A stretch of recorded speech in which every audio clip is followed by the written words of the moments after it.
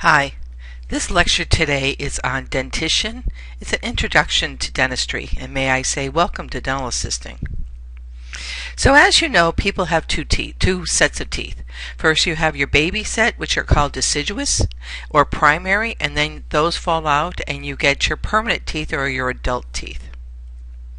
So you have two arches. The upper arch is called the maxillary and your lower arch is called your mandibular. You have four quadrants, so each arch is broken in half, and you always start when you're charting your teeth or looking at your mouth with the upper right. So it goes the upper right quadrant is called the first, and then the maxillary left quadrant is called the second quadrant, and then straight down is the third, and then the fourth back over. There's 6 segments.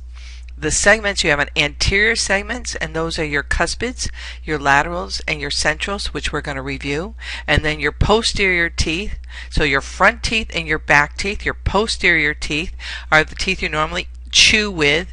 They're your bicuspids and your molars. So you have 6 segments, 4 quadrants, 2 arches, and 32 teeth of your permanent teeth or your adult teeth.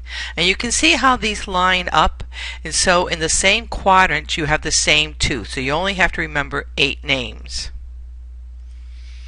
So here we go. So the 4 front teeth, both on the maxillary and the mandibular, both the upper and lower, these front teeth are called your incisors. And so right in the beginning, they're your centrals, and next to that will be laterals. And I have pictures coming up that you'll review this. And then your canines, your premolars, which are your first and second. So the first tooth you come to is the first, and the one further back is the second, and same for your molar.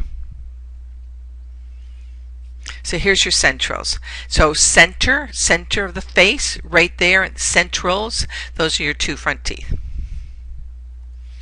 Lateral means next to, and so next to your centrals are your laterals. Cuspid, you also saw it referred to as canine. Cuspid, if you look at this tooth here, even though that cuspid is tucked behind the other, you can see that pointiness. That point is called a cusp. This has one cusp and it's called a cuspid.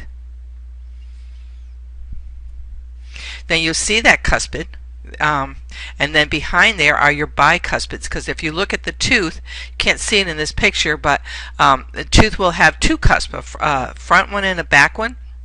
And so there's a bi means 2, so those are your bicuspids. They're also called your premolars because they become before your molars, and it's your first and second bicuspids.